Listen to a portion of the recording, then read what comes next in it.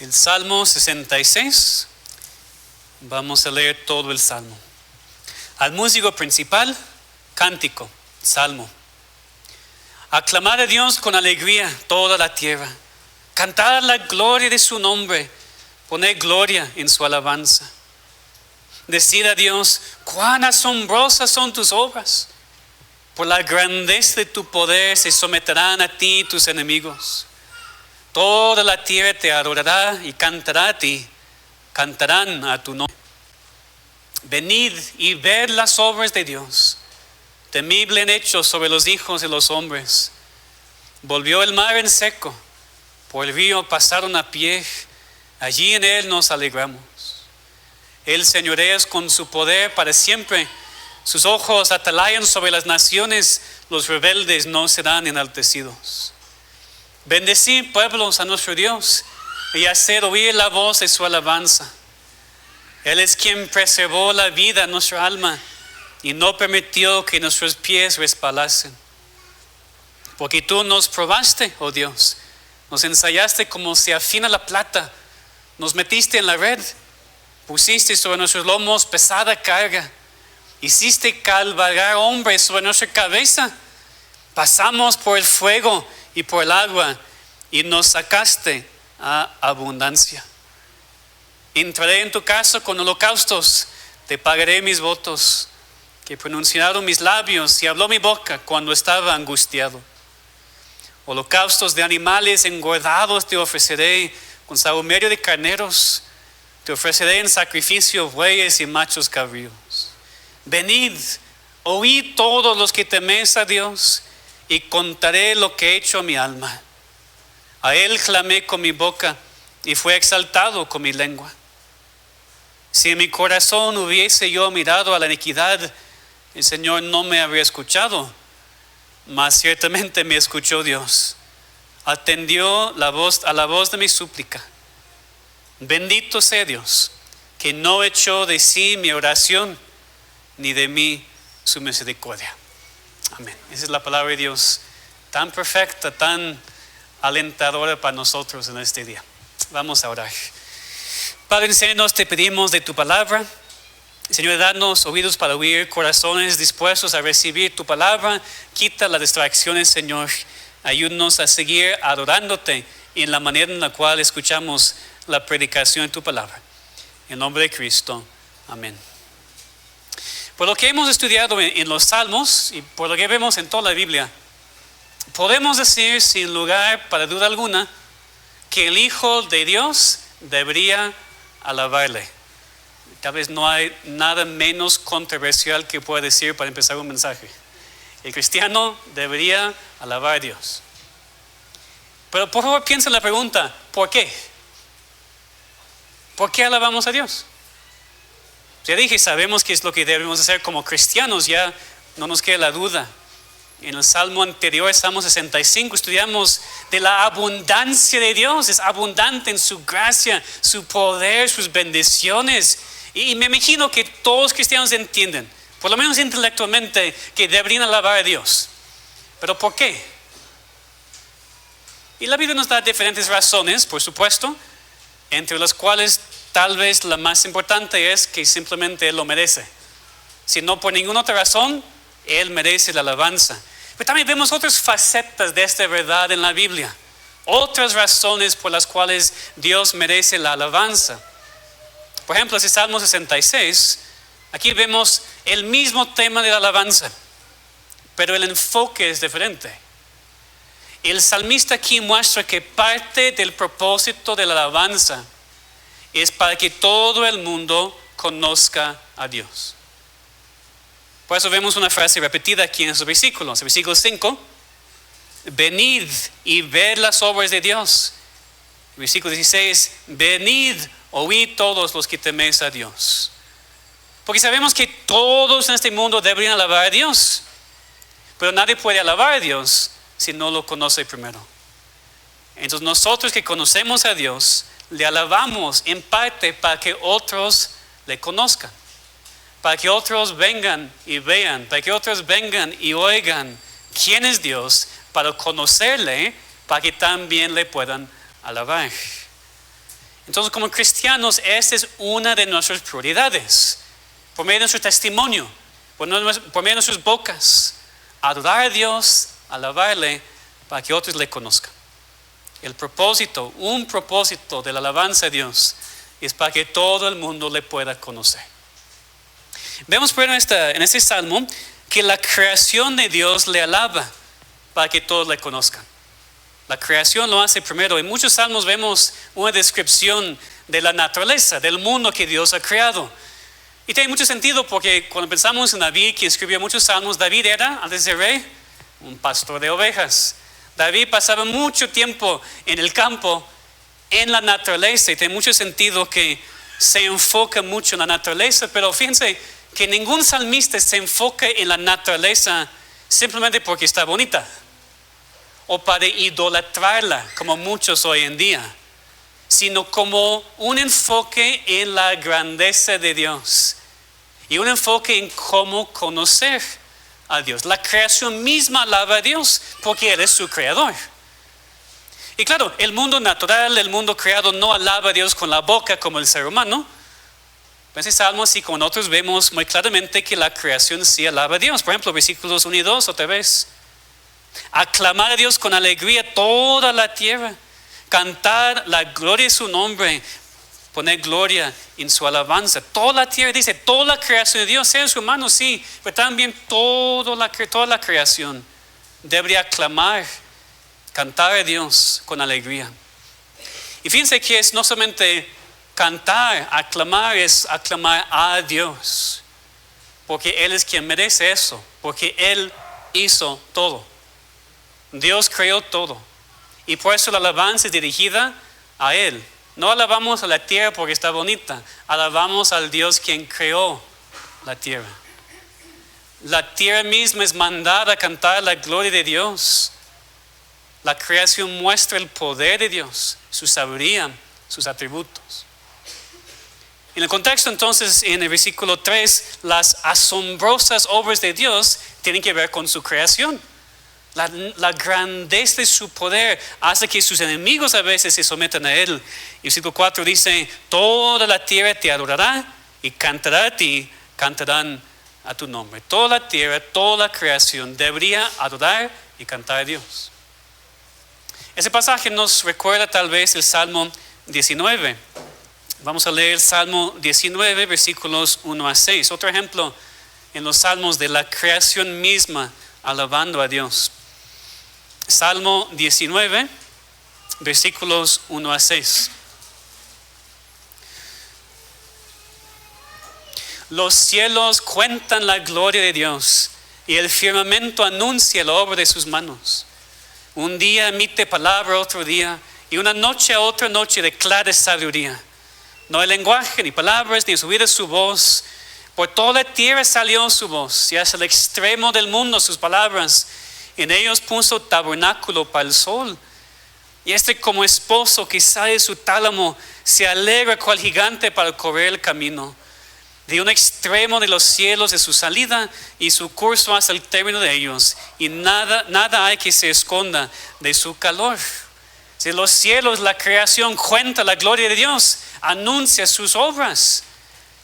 Y eso es importante porque todas las personas en el mundo pueden ver la creación de Dios. Todos pueden ver lo que Dios ha hecho. Y por eso, como vemos en versículo 5, regresando a nuestro salmo, el propósito es para que todos conozcan a Dios. Venid y ved las obras de Dios. Ese propósito. La tierra, todos deben cantar a Dios, adorar a Dios, adorar a Dios. ¿Por qué? Para que vengan y vean quién es Dios. Para que también le puedan alabar. La creación está para alabar a Dios y mostrar quién es. Vemos este mismo propósito de la creación en Romanos 1. Igual si podemos ver Romanos 1, 18 a 20, que nos ayuda a entender qué significa que la creación habla de Dios. Si no tiene boca, si no puede hablar, ¿cómo podemos ver a Dios en la creación? En Romanos 1, nos ayuda con eso. Romanos 1, versículos 18 a 20. Romanos 1, 18 a 20. Porque la ira de Dios se revela desde el cielo contra toda impiedad y injusticia de los hombres que detienen con injusticia la verdad. Porque lo que de Dios se conoce, les es manifiesto, pues Dios se lo manifestó. Porque las cosas invisibles de Él, su eterno poder y deidad, se hacen claramente visibles desde la creación del mundo, siendo entendidas por medio de las cosas hechas, de modo que no tienen excusa. La creación da testimonio de quién es Dios. Aquí dice, la creación muestra su eterno poder y deidad a todos para que nadie tenga excusa. La creación es diseñada para dar la gloria a Dios y mostrar a todos, existe un Dios todopoderoso. Es un propósito de la creación. Por eso en parte es tan peligroso creer en la evolución. Es peligroso. Y entienden, no es ciencia tampoco. Es una teoría que va en contra de la palabra de Dios. Es muy peligroso porque es una creencia que quita el creador del escenario. Porque la naturaleza no es simplemente algo bonito que existe, sino tiene un creador. La naturaleza existe para alabar a su creador, mostrar su poder y deidad para que el mundo le conozca. Y si no, está sin excusa.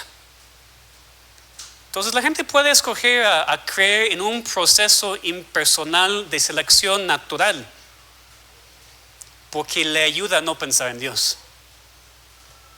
Pero en su corazón sí sabe. Nada más decide rechazar la verdad y no alabar a Dios junto con su creación.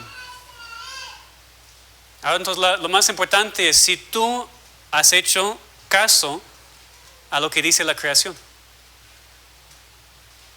Si tú te has dado cuenta cómo la creación cuenta la gloria de Dios, cómo le alaba. Si te has dado cuenta del poder de Dios por medio de la creación que te ha impulsado a buscarle, ahora como cristiano, alabarle. O si tú estás ignorando a Dios. Tú estás ignorando lo que dice su creación, ignorando lo que dice la palabra de Dios en cuanto a tu pecado y tu necesidad de la salvación. Pues no seas como las personas de quienes Pablo escribe aquí en Romanos 1, versículo 21, habiendo conocido a Dios, no le glorificaron como a Dios, ni le dieron gracias, sino que se envanecieron sus razonamientos y su necio corazón fue entenebrecido. Dice, aquello que puede salir y ver la naturaleza y no entender que hay un Dios, tiene su corazón necio y entenebrecido. Dice, profesando ser sabios, se hicieron necios y cambiaron la gloria del Dios incorruptible en semejanza de imagen de hombre corruptible, de aves, de cuadrúpedos y de reptiles. Entonces, la Biblia dice que el que ve la creación y no ve a Dios es un necio. Entonces, con respecto para los seres humanos, la persona que cree en la evolución y así rechaza a Dios es un necio. No es un intelectual, no es un científico, es un necio. Que es fuerte. Ustedes que están en la escuela, jóvenes, si ustedes dicen eso en sus escuelas, ¿qué va a pasar? Van a apedrear, ¿verdad? Pues si son cristianos, sean testimonio de su Dios.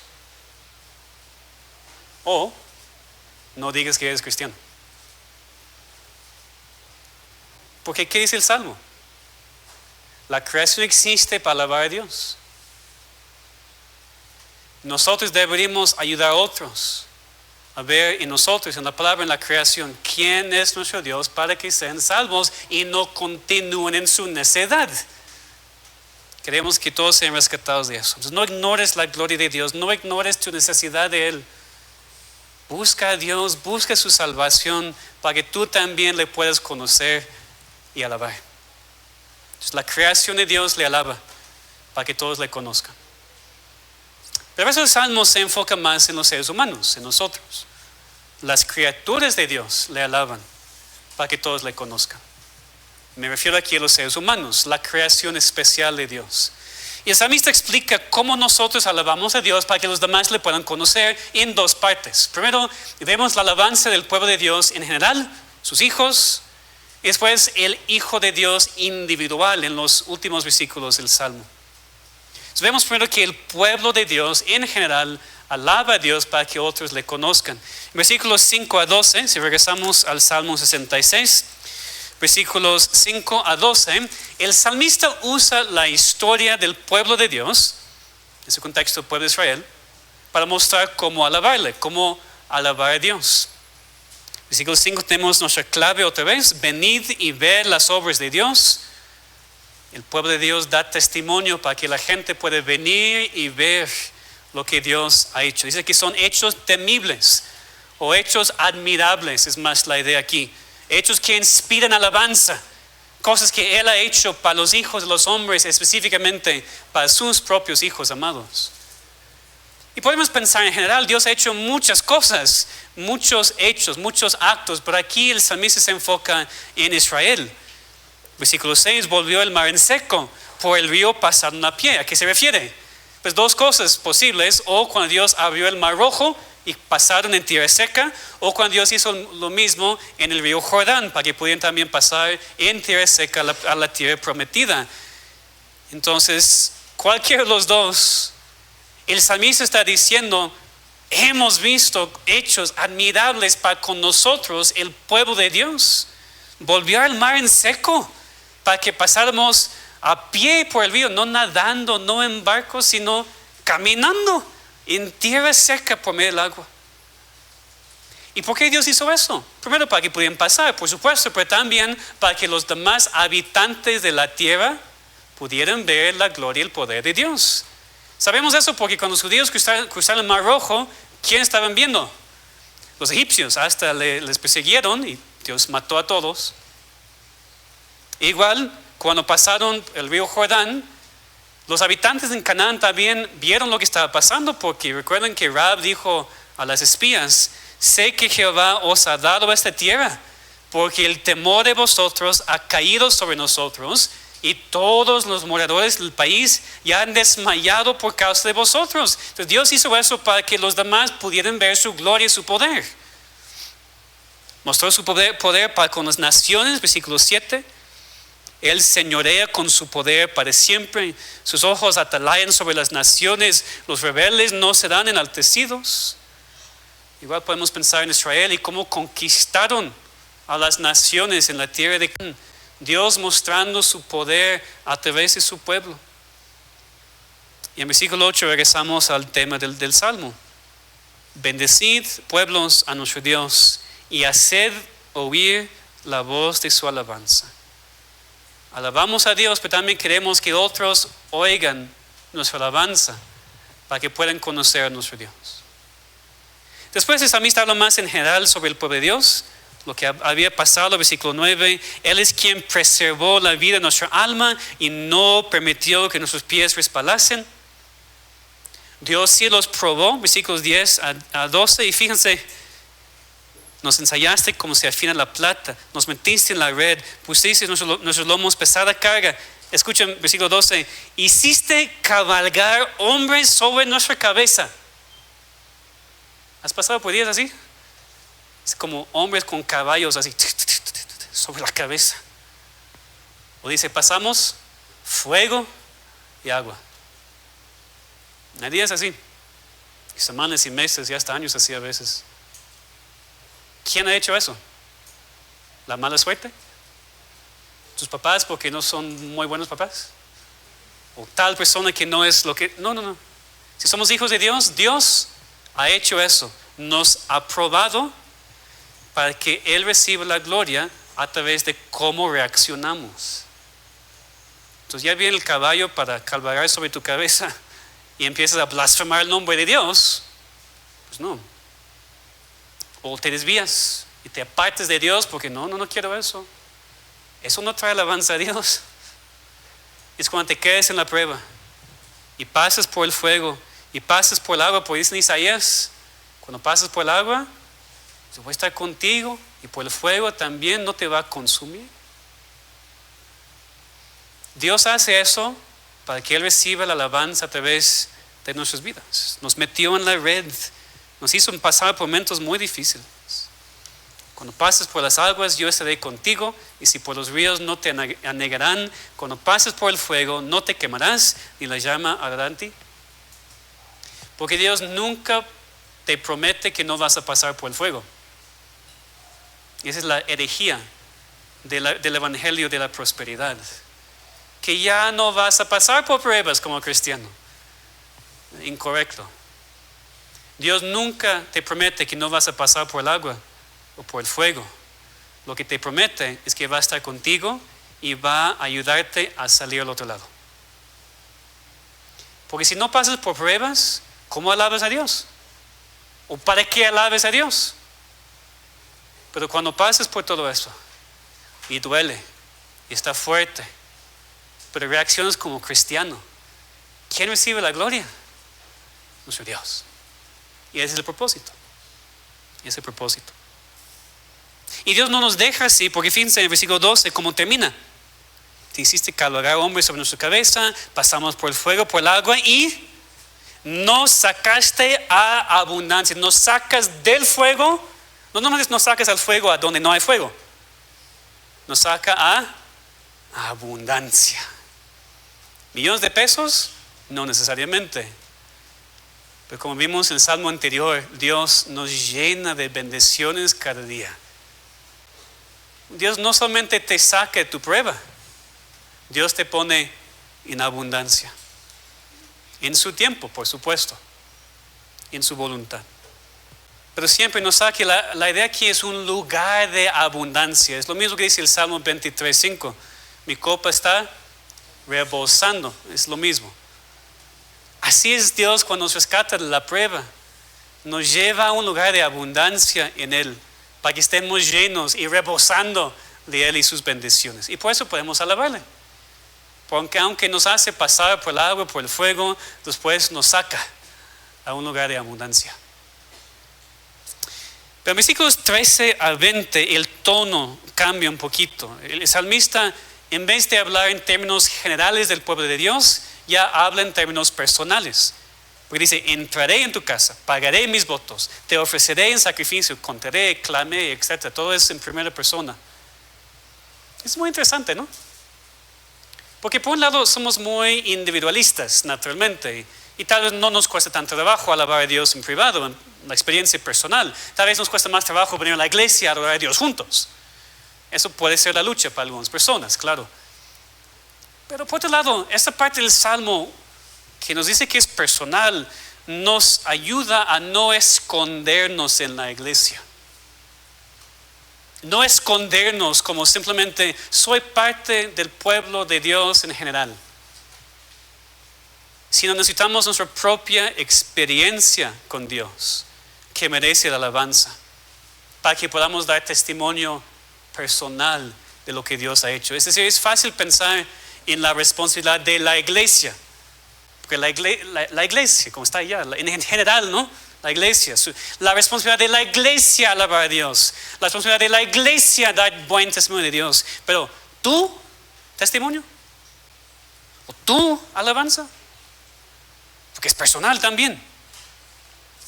Tú puedes afirmar ser parte del pueblo de Dios y decir las palabras del salmista. No nada más te escondes aquí. Yo voy a la iglesia, yo soy parte de la iglesia. A veces por eso salen de aquí y quieren una iglesia más grande porque quieren esconderse aún más. Yo voy a la iglesia. Yo soy parte.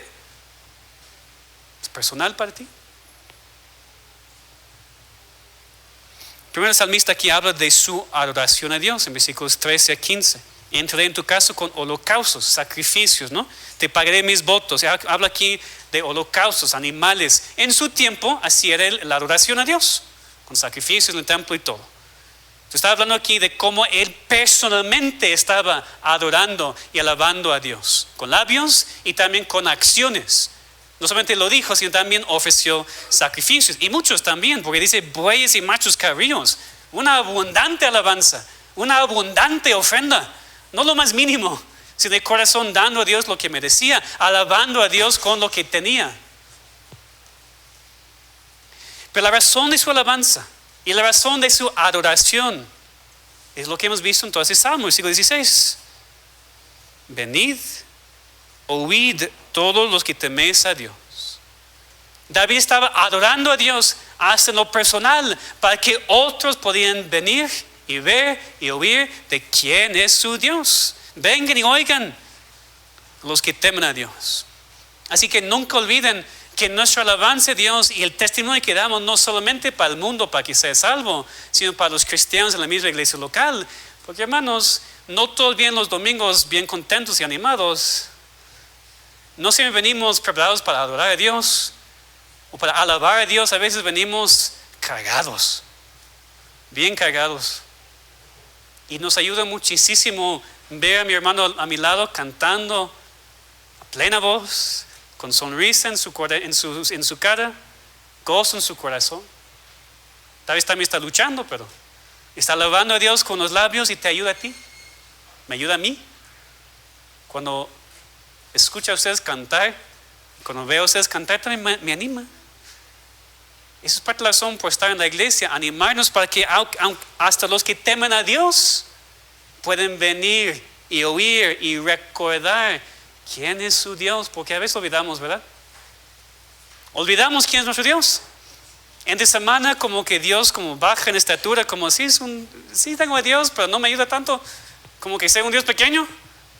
Y el domingo recordamos, no, es por el himno que estoy cantando y por lo que hablo con el hermano, por la predicación, recuerdo quién es mi Dios y merece mi alabanza. Y así nos ayudamos también unos a otros. Pues adoramos en la iglesia juntos, por eso no hacemos cosas. Como predicamos hoy, nos comunicamos un poquito. No venimos a la iglesia para adorar a Dios en privado. Es lo que pasa en muchas iglesias que dicen, ¿por qué no puedo hacer tal cosa? ¿Por qué no puedo hacer eso? Es porque en la iglesia adoramos a Dios juntos. No cada uno en su experiencia personal. Yo me siento muy bonito, yo siento como yo quiero hacer esto. Bueno, en tu casa, hazlo. Aquí hacemos las cosas juntos, porque lo estamos haciendo para animarnos unos a otros y cantar a nuestro Dios. También se dice aquí en el versículo 16, contaré lo que he hecho a mi alma, a él clamé con mi boca y fue exaltado con mi lengua. Otra vez vemos que es personal ahora para el salmista.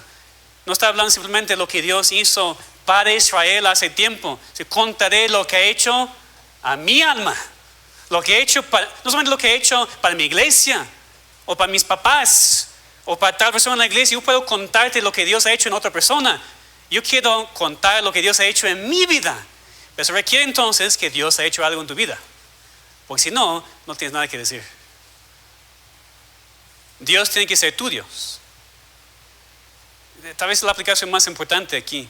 Y primero en cuanto a la salvación, ¿tú tienes algo que contar de lo que Dios ha hecho en tu alma?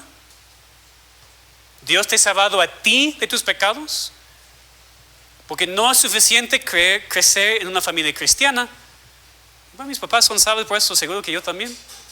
No, es personal. Es individual. No puedes confiar en la salvación de tus padres. Dios tiene que obrar en ti. No es suficiente asistir a una iglesia que predica la palabra en donde hay cristianos. Eso no te salva a ti. Dios tiene que hacer la obra en tu vida. Tiene que ser tu Dios. Tiene que darte a ti individualmente la salvación que necesitas. Y solamente así vas a poder testificar ante otros. Porque has sido transformado. Porque Dios ha hecho algo en tu vida que puedes contar a otras personas. Y no solamente con la boca, es como vivimos también. Tenemos que hablar con la boca, cantar a Dios, pero también es como vivimos. Alabar a Dios con nuestras voces y alabar a Dios con nuestras vidas. Y en esas dos partes es cuando evangelizamos. Esa sí es la aplicación, hermanos, si nos guste tanto o no. Si vamos a decir que queremos alabar a Dios para que otros le conozcan, eso se llama evangelismo. Eso es lo que significa. Para que otros puedan ver en tu vida y por tus palabras la diferencia. Tú puedes contar lo que Dios ha hecho y Dios te usa para salvar a su pueblo. Ahora, el evangelismo no es solamente venir aquí un sábado al mes. En tu propia casa muchos de ustedes tienen incrédulos y tienen que estar evangelizando. Porque quieren que suceda que Dios vaya al infierno. ¿Ustedes que tienen esposos incrédulos o hijos incrédulos. No quiero hablar, no quiero causar problemas. El problema es que va al infierno y va a quemar para siempre. Y tú no quieres causar problemas en tu matrimonio. No. Si tú amas a esta persona, le vas a decir. Tu vida lo va a decir. Porque tu vida ya es diferente, ¿verdad? La otra persona va a ver de todos modos que hay algo diferente. Y también usa la boca para alabar a tu Dios en tu propia casa, o en tu trabajo, o en tu escuela. En donde sea. Y si aquí en la iglesia pues tenemos una zona aquí que necesita a Dios, pues vengan. Para alabar a Dios, para que otros aquí conozcan quién es y pueden ser salvados. Y al final del Salmo vemos que parte de lo que el salmista podía contar a otros es que Dios responde a sus hijos. Versículos 18 y 19. Si mi corazón hubiese yo mirado a la iniquidad, el Señor no me habría escuchado.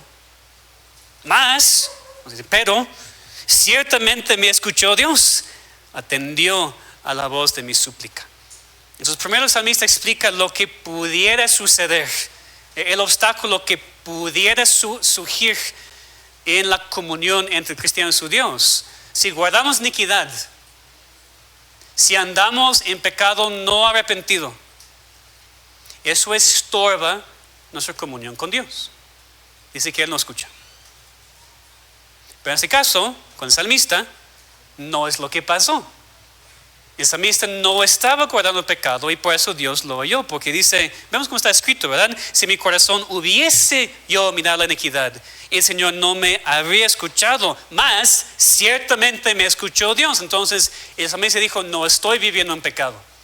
No dijo que era perfecto, pero no estaba viviendo en pecado no arrepentido, estorbando su comunión con Dios. Y por eso dijo, Dios me escuchó, Dios atendió mi petición y respondió. Hermanos, a veces la razón por la cual Dios no responde es porque estamos guardando pecado. Porque lo que queremos, lo que dice el salmista, queremos no vivir en pecado y Dios escucharnos.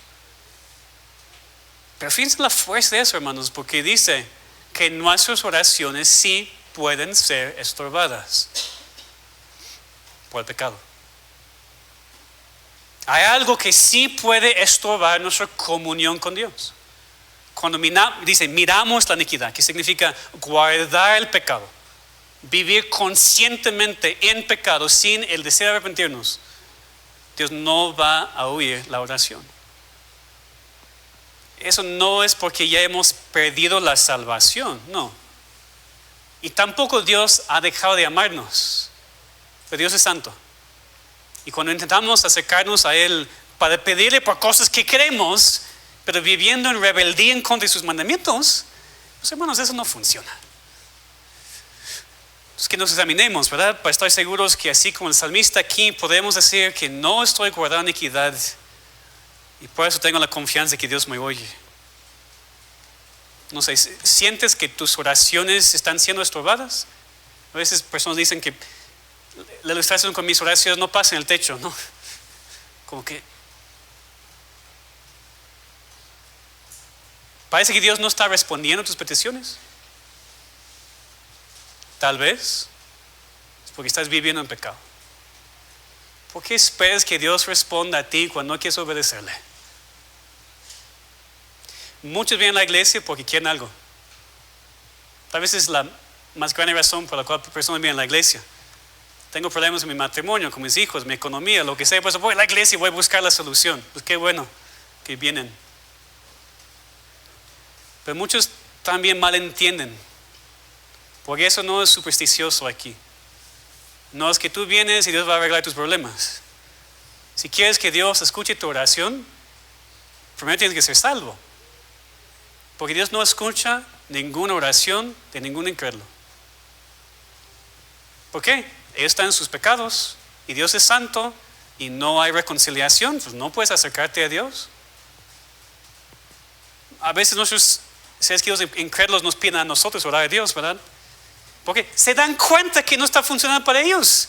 Tú ora por mí porque tú conoces a Dios y todo. Y podemos, pero igual es un problema porque a veces ellos piensan igual que es supersticioso y somos como los sacerdotes. Tú tienes más acceso a Dios, es mejor decir, bueno, porque tú no oras a Dios.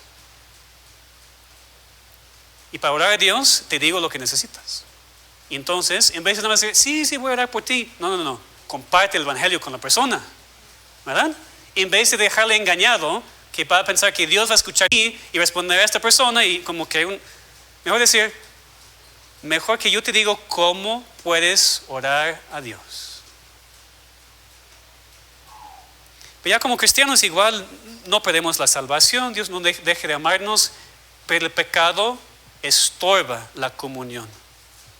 Y no debemos engañarnos tampoco como cristianos y pensar que todo va a estar bien, aunque guardo en secreto este pecado.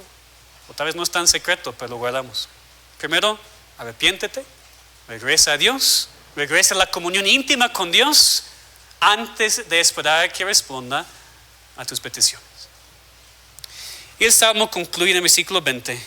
Bendito sea Dios, que no echó de sí mi oración, ni de mí su misericordia.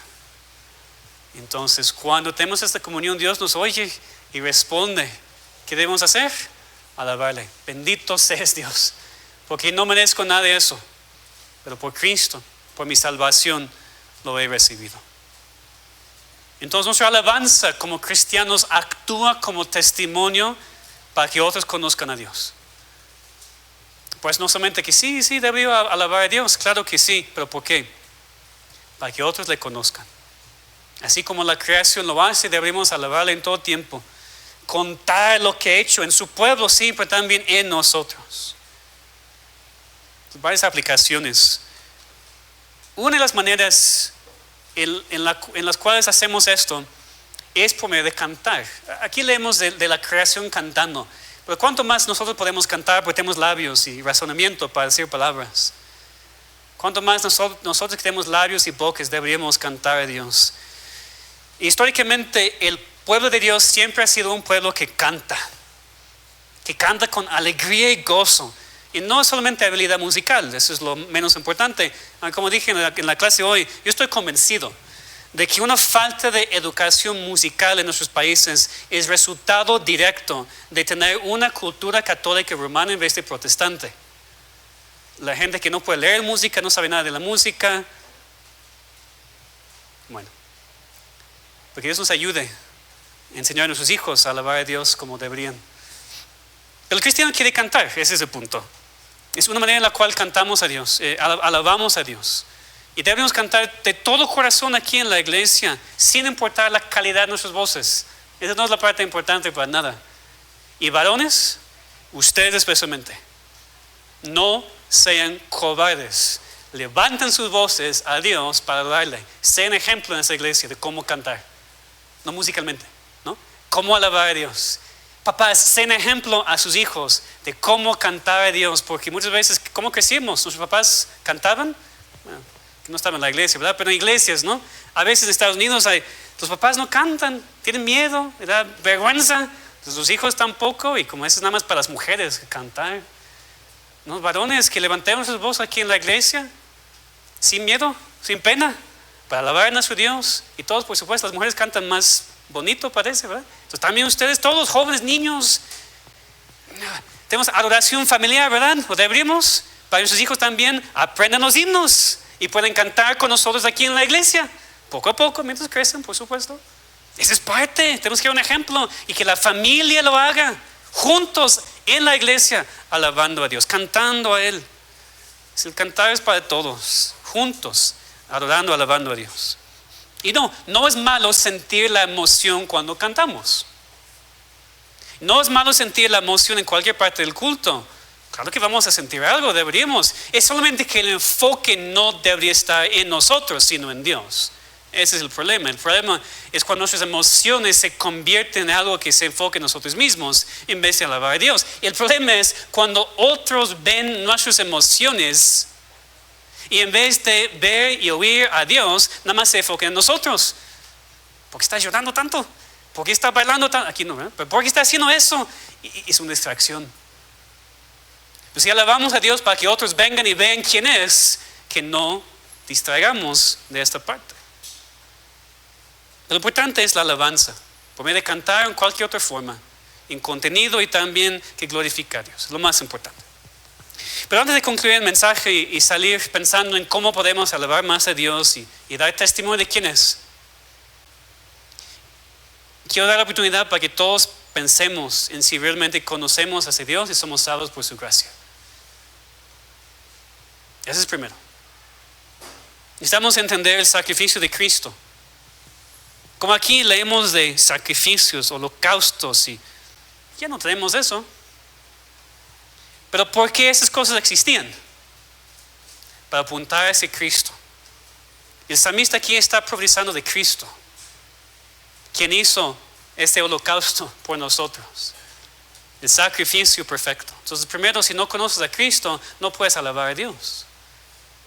Primero es arrepentirte y recibir la salvación que es solamente por Cristo, el perdón de tus pecados, tener una relación con Dios antes de poder alabarle y antes de esperar que Él escuche tus peticiones.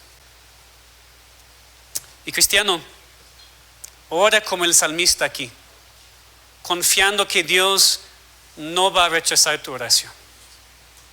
Igual, arrepiéntete primero para que no haya estorbo, pero por Cristo, no por ti, sino por Cristo. Ten la confianza que ciertamente me escuchó Dios, atendió la voz de mi súplica. Dios no hace eso porque lo merecemos, ni como cristianos. Lo hace porque estamos en Cristo. Lo hace porque oramos en el nombre de Cristo, que no solamente haga al final, en el nombre de Cristo, amén. Toda oración es en el nombre de Cristo, Él intercediendo por nosotros. Y por eso podemos tener toda la confianza que Dios nos escucha, no echa de Él nuestra oración, sino atiende la voz de nuestra súplica y responde. Es por Cristo, y por eso podemos tener confianza. Hermanos, que alabemos a Dios así, como en este salmo, con el propósito de que todo el mundo pueda conocer a nuestro Dios. Que Dios nos use para hacer esto en nuestro mundo. Vamos a orar.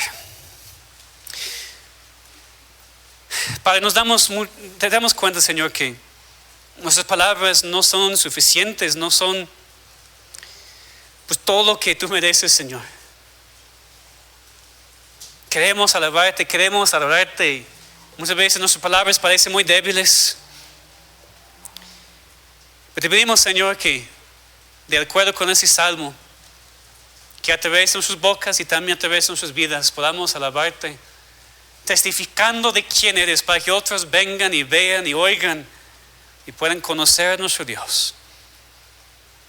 Te pedimos, Señor, por aquellos aquí que tienen crédulos en sus casas, en sus matrimonios, Señor, que no están juntos en Cristo, en sus relaciones entre papás y hijos que también pues, no tienen la comunión, Señor, porque están separados espiritualmente. Te pedimos, Señor, que tú uses a esas personas, a tus hijos, para hacer testimonio a través de su alabanza por su boca y por sus vidas. Señor, da valor a nuestros jóvenes cuando están con sus amigos o cuando están en la escuela, para alabarte a ti sin pena, para testificar de quién es el Dios verdadero, aunque va a resultar en persecución. Te pedimos, Señor, que en donde estemos, esta alabanza puede estar saliendo naturalmente en nuestras bocas, porque lo mereces, Señor. Haznos una iglesia que te alabe así, para tu gloria y para la salvación de este mundo. Te lo pedimos en nombre de Cristo. Amén.